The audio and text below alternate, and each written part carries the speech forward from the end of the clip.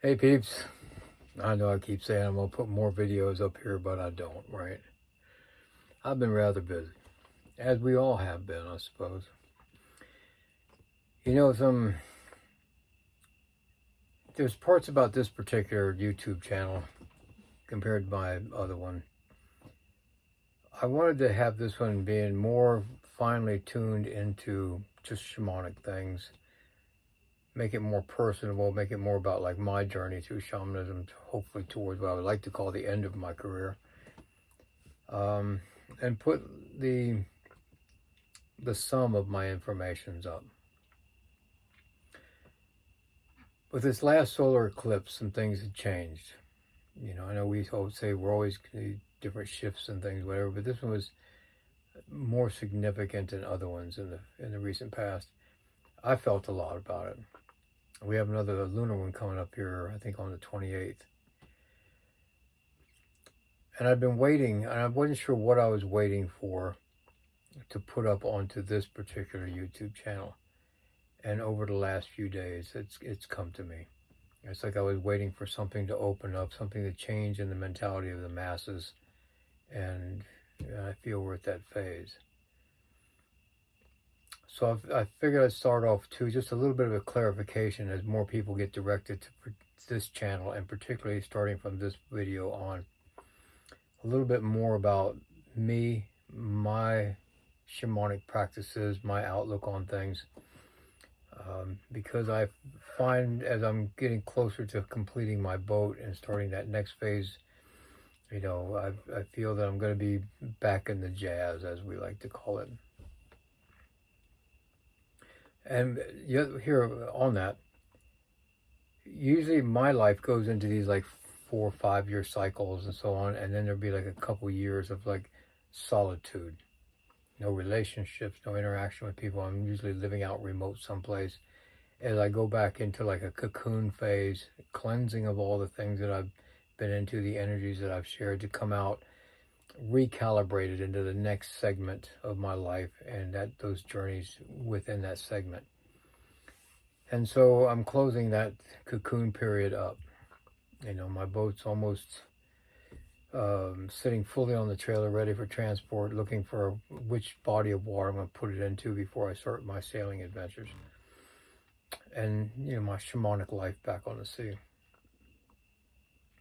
So when I finished my apprenticeship in 1978, it was a finishing of an apprenticeship that was very, very traditional.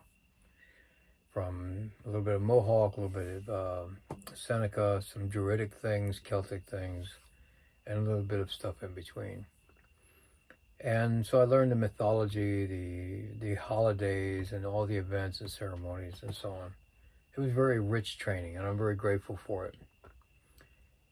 And so there I was at 20 years old, finishing that up. I'm 65 now, and I've been a few different men in that span of life, and I've been a few different types of shaman also within that lifespan.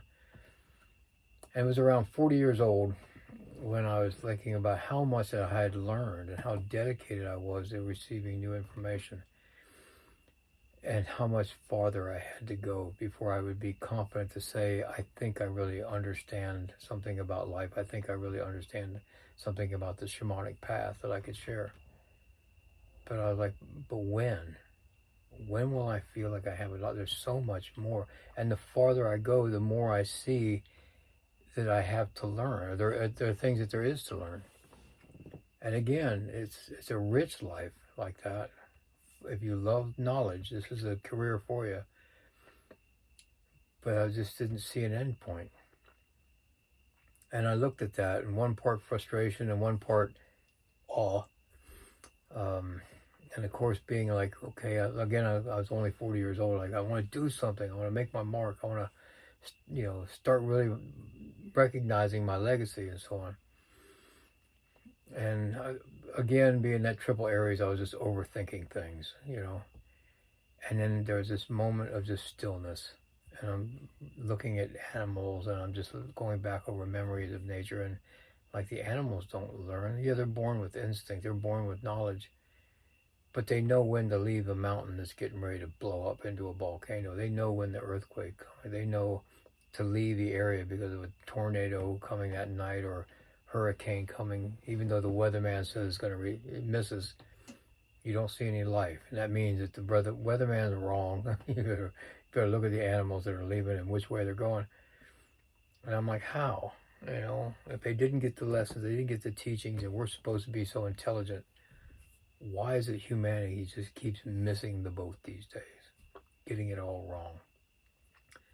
Yeah, social programming, religious programming, personal programming, accepting things and stories and dramas, all that. That's a good part of it. But we have a tendency to clutter our minds because when we're trying to figure something out, it gives us control over it.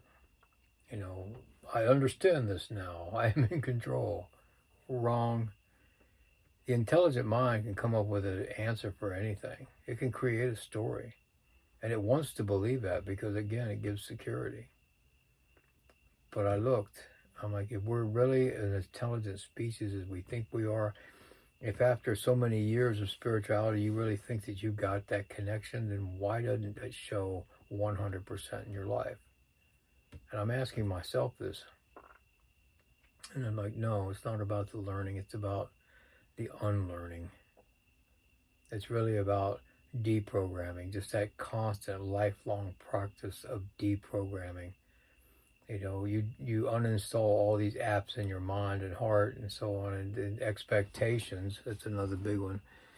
You know, you're expecting this belief system to be true, and therefore these things will happen if you follow this procedure or ceremony.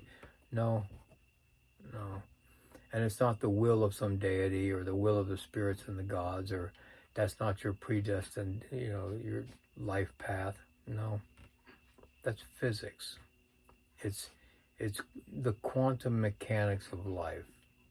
So when people ask me, do you have some spirit guides? Do you have you know, you go into the Akashic records, you saw the blah blah, all these new agey names. No, I don't. I don't have any proof that any of that exists. You know, yeah, we can have visions. But you know, your imagination is very creative. What part? Where does reality begin and the fantasy or illusions? You know, and so I really looked at it like, okay, I have to go through all my perceptions about things and like, what do I really believe, or what opinion do I have that's mine compared to something that an answer or opinion that I heard, and I just accepted it because it made sense. And that's something we do as human beings. We're on that search. We're looking for an answer, and often enough we find the answer, but that doesn't mean it's the right one. It was an answer. Change your mind. Shamanism was probably the first science. I know it's the first spiritual journey, but it's probably the first science because it's about inquiry, exploration.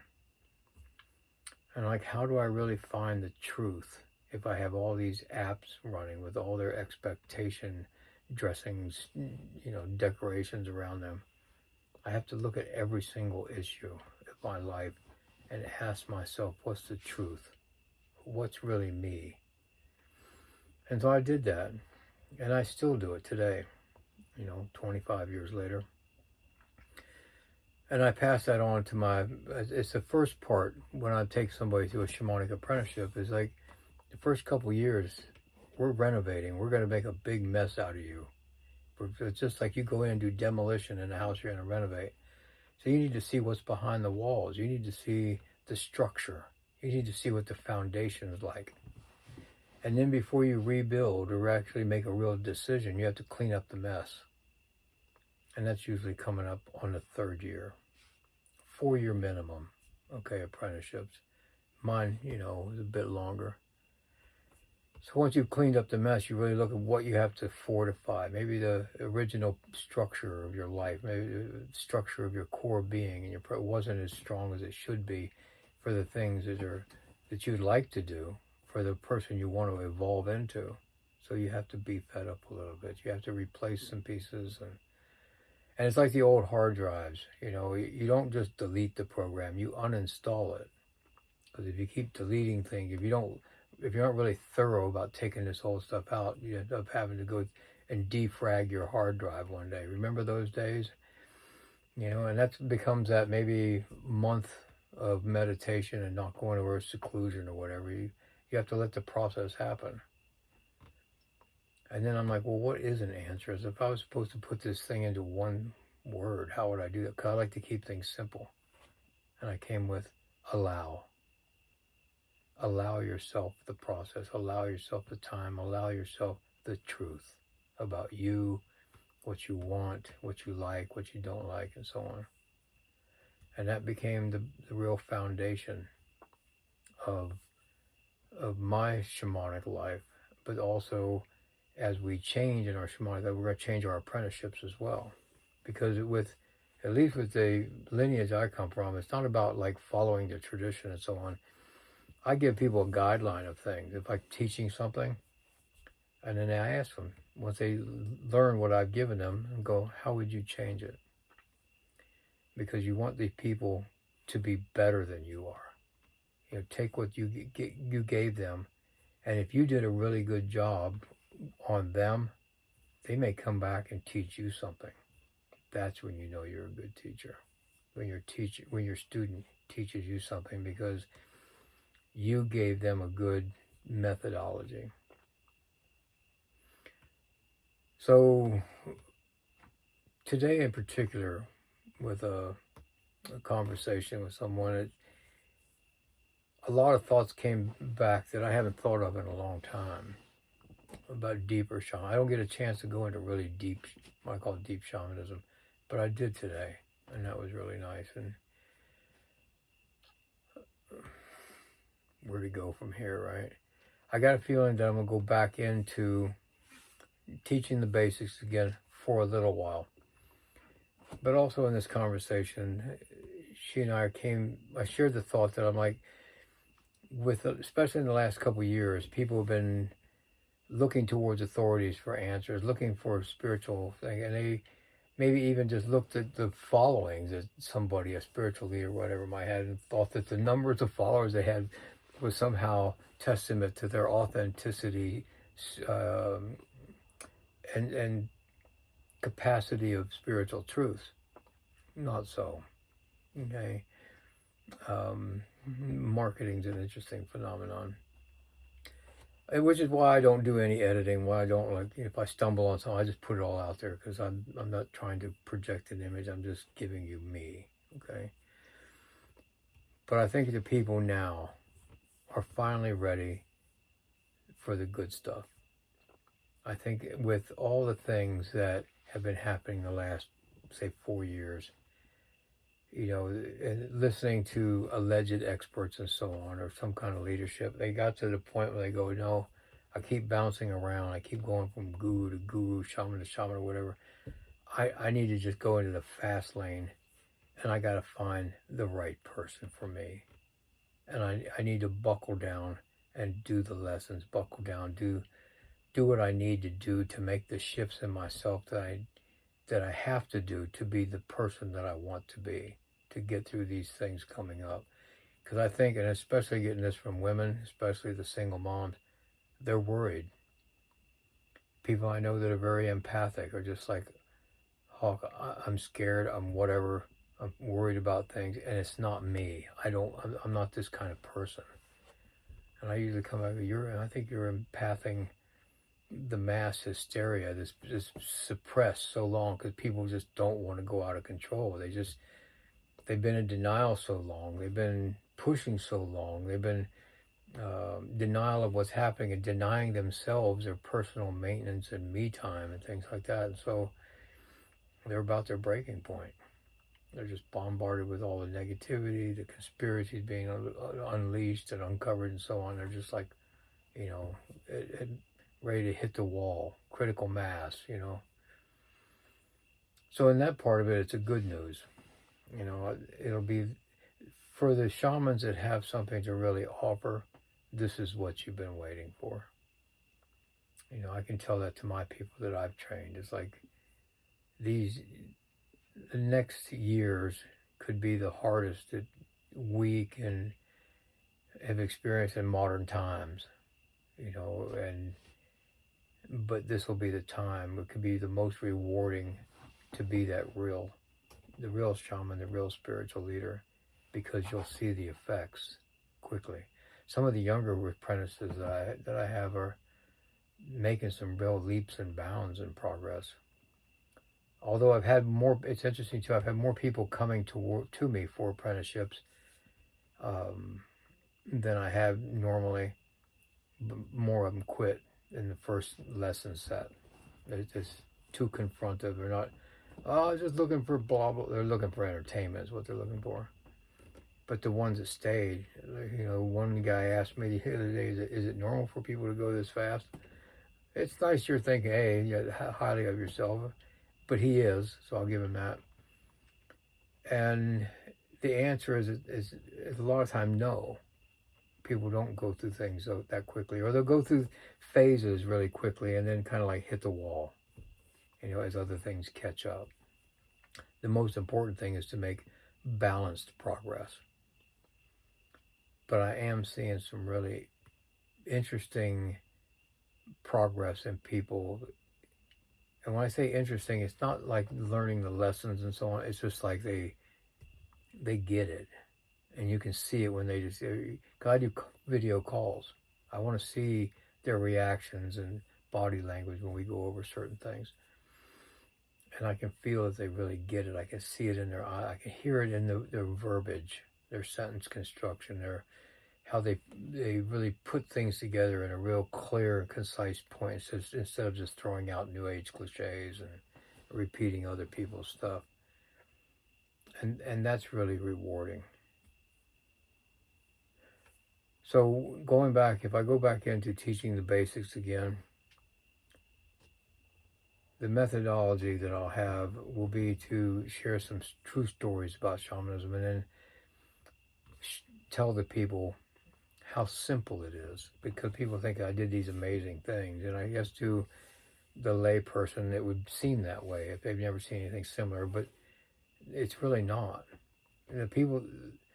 The things that people have seen me do or heard about me doing, especially when it comes to the healing stuff, they look at it as some phenomenal thing. It's not. Okay, the things that I do is what I call the way humanity should be. It's a natural human skill set. If we like to call ourselves some product of divine creation, of course we would have some semblance of order of the skill sets of the divine parent. Right? It's just natural. But we clog it up with all the programs. We clog it up with all the expectations and stories and dramas and New Age cliches and false information. Just wrong stuff that's out there.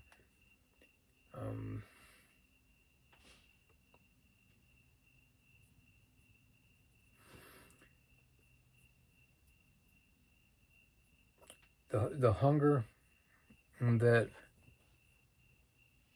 I sense in people is laced with caution, because they know, there's a part of them that knows that they have been heavily programmed, and if they go too far too fast, they know that it's disruptive.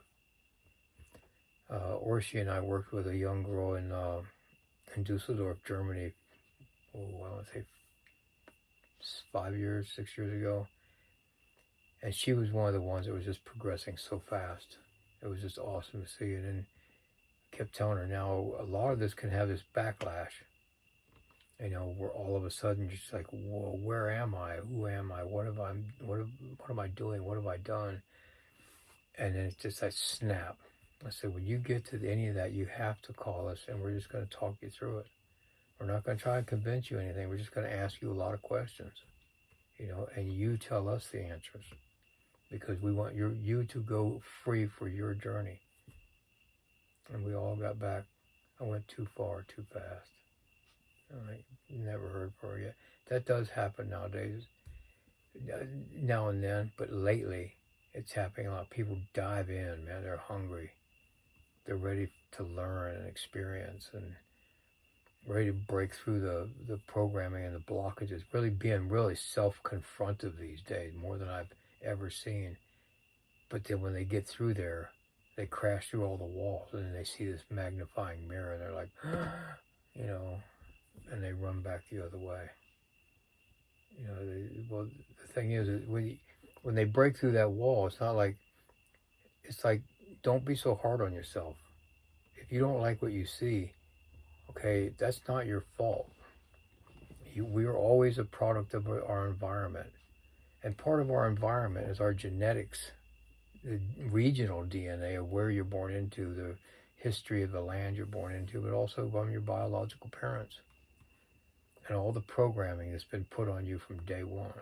It's shaped, it's twisted, it's molded your body, you know, your spiritual body in this unnatural form. So when you see that, you're like, oh my God, it's horrid. Well, hold on. You're looking at an abused person, right? They're not going to be all smiley, happy, and radiant.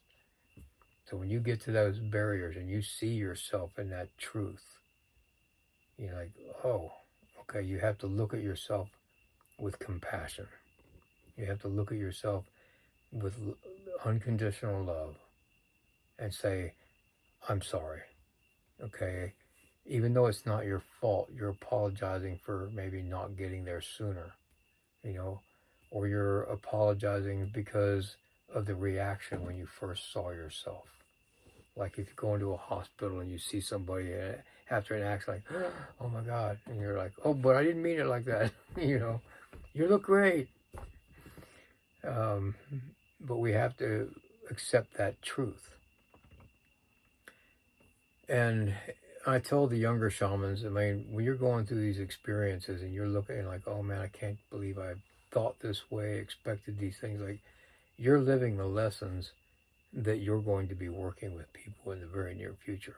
You got to experience that first.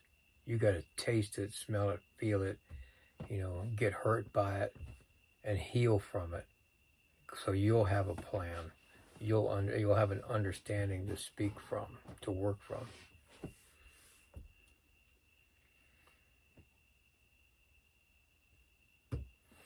Maybe I should just stop here, huh? It's already 22 minutes. I will be putting more videos up here. I don't know how long this next phase, I don't even have a clue anymore. The shamanic flow treats me well. I've asked for a life of adventure and knowledge, and I've gotten it. I feel like I'm somewhere towards the end of my journey in life.